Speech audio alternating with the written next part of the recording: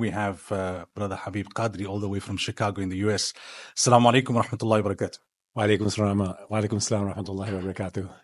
Let me ask you in your own words to tell our listeners and our viewers, you're a principal of a Muslim school in Chicago, but elaborate on that a little bit. Tell us a bit more. Yes, I'm a Islamic school principal now, superintendent of a school in Chicago, MCC Academy. I also work with some of the other Islamic schools in the Chicagoland area and the United States, helping them out in their school governance. I heard in the corridor that you won Principal of the Year award. If that is true, tell us more about it. Yes, alhamdulillah, it was a blessing of Allah subhanahu wa ta'ala in 2019. I was the first Muslim ever to ever win the National Distinguished Principal Award. I was invited to the White House. So alhamdulillah for the work in our education, our business, our school emotional well-being. So there were different categories that alhamdulillah that they had ranked, and alhamdulillah was able to be invited to the White House to get the award. Now, I know that you wouldn't want to answer this with too much of detail because of humility, but to inspire others, what do you think made the difference? What made you stand out and win Principal of the Year? I mean, it's no small award. Yeah, so alhamdulillah, the idea was to look at the school in various ways. So one of the aspects is academic success, it's the financial, the profession development and developing teachers, school climate and culture. So they looked at, several things, and alhamdulillah, I've been there for 20 years, so they had data to show this. And so alhamdulillah, it was a blessing of Allah subhanahu wa ta'ala, it's an opportunity to showcase that Muslim schools can do well, and that it was really a team effort. I was just maybe one of the few person maybe at the lead, but everyone kind of played a part, and it was I would say, an award for the school. So tell us about your presentation today. I mean, this aspect of developing character, developing values, and ensuring that it's not just something that is kind of transferred in a theory kind of way, but that it's actually imbibed and internalized within the student, and it goes way beyond the classroom, and hopefully, last till the end of their lives.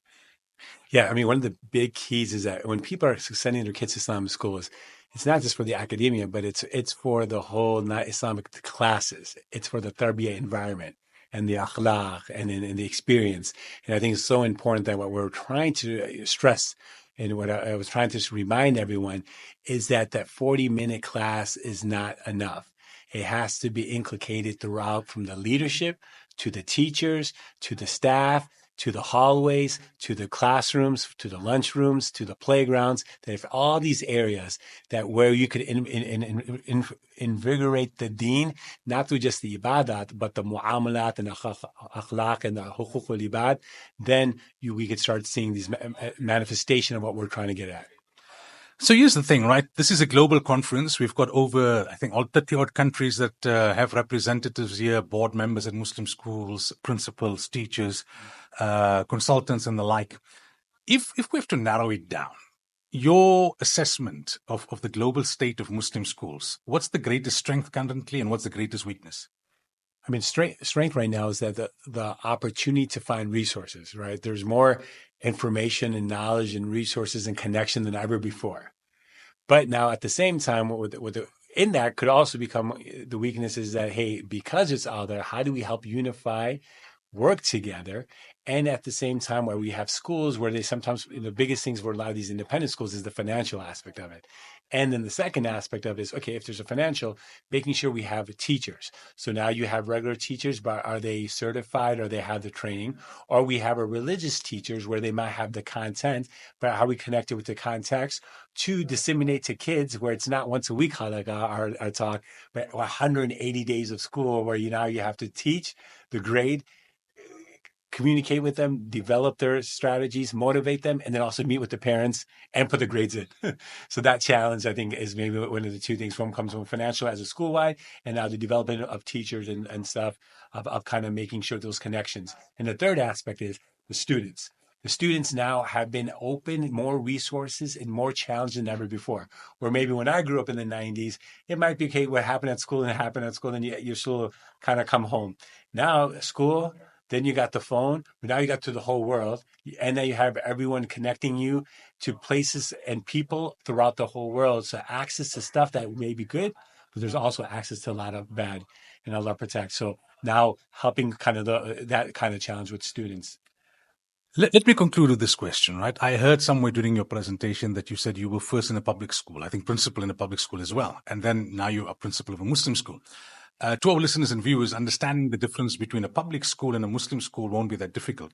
But my question to you is that what would you say is the fundamental difference between a Muslim school and other religious schools, be it Christian or Jewish or whatever? What's the fundamental difference or the salient feature of a Muslim school in comparison to other faith-based schools? I mean, what the goal should be, inshallah, is like, first I'm going to put it in three parts. So one part, it just kind of was like that hopefully the school will give the necessary tools to make sure that these individuals become lifelong learners and productive citizens in this world, and also Jannah for those that we're giving these kids the tools to help navigate through the challenges so they have a good life in this world, because we want to give them the academic success too, but at the same time giving them all their sources and resources as they navigate through with the challenges of all that they might face to also get Jannah for those, inshallah ta'ala. So that becomes one. The second, I think one of the goals that what we have to do is in saying, as we get those necessary tools, what are those tools? So one becomes just not the content of just knowing knowledge, but then also the akhlaq and character, because that's what we're going to be questioned. Well, Allah subhanahu wa ta'ala might be with Allah, there might be things Allah will forgive, but what we do to others. And so that cannot be just those courses of 1 hour to 2 hours and saying it's this part, but it's a way of life. And then, so this is my third aspect, is that ibadat is every aspect of it, from what you talk to someone, when you're playing, when you're talking, when you're doing business, when you're playing sports, how you talk, how you act. All these are ways of where you get worship and you get hasanat for it. And then that's the way, I want them to realize, and giving kids hope that Allah subhanahu wa ta'ala's mercy is there. So does this then talk to the part in your presentation, I think right in the beginning, where you put up a question on the screen? Yes. What makes a good Muslim? Yes. And you said the typical answer you would get, the one who performs his salah, keeps his fast in Ramadan, yes, etc., all relating to ibadat, acts of worship. And then you flip that question sometime later and says, what makes a good person? Yes, sir. And they will tell you about values, yes, honesty, and the like. What does that tell you about the fundamental psyche of a Muslim kid? Yes, and that's where my concern was, that a lot of times that when we think of just religion, we're just focusing on ibadah. No doubt about it. Those are mandatory faraids. But when we don't realize that, think that's it, and everything else, I don't have to worry about. And that's where we say, hey, well, then now people don't think it's a way of life. It's a part-time thing. I just got to do certain times, maybe 10, 15 minutes, do my salat. And now I could cheat. I could be disrespectful, morality, all these things may be wishy-washy. And I think this is where we realize that if we don't bring up and start reiterating that this deen is a beautiful deen, has answers for everything and situations, and not run away from the challenges and the issues that kids might be facing. And in the way you deal with it for these young kids, to say that Allah, when you be patient, you get rewarded. You strive and you make a mistake and you ask for forgiveness, Allah rewards you. And if you be good in this, Allah rewards you in this world. And there's nothing wrong to have the best in this world. And I think my last thing, I worry, people always say, well, there's nothing, like you can't do anything. Everything just has to be, if you're religious, that means you can't, this dunya is nothing. Now I tell kids, I said, from all the du'as in Umrah, when you put on your when you put on your ihram, that when you do tawaf, this ulama say every dua, but there's one dua that the ulama say from the Yemeni corner to Hazrat Aswad, make sure you say, Rabbana, our Lord, atina, give us fid dunya, in this world, hasanatun, good things, wa fil akhirati, and hasanatun wa qina adhaban nar, and give us good things in the hereafter and save us from the hellfire. That Allah wants us to have the best in this world, but don't forget where it comes from, and strive to get the best in the hereafter. That this dunya can't take you away, distract you to your final goal. And I think that's something that we have as the goal of Islamic school, is to providing that resources, be the best in both worlds. Shukran so much. It's been a pleasure meeting you and listening to your presentation. All the best, and we hope to see you in South Africa soon, inshallah. Jazakallah khair. May Allah reward all your work and all the people in South Africa, and keep us in du'as. Everyone who's listening, just make dua for the people in America, in a 6'5" Desi guy, Habib. Jazakallah. Assalamu alaikum.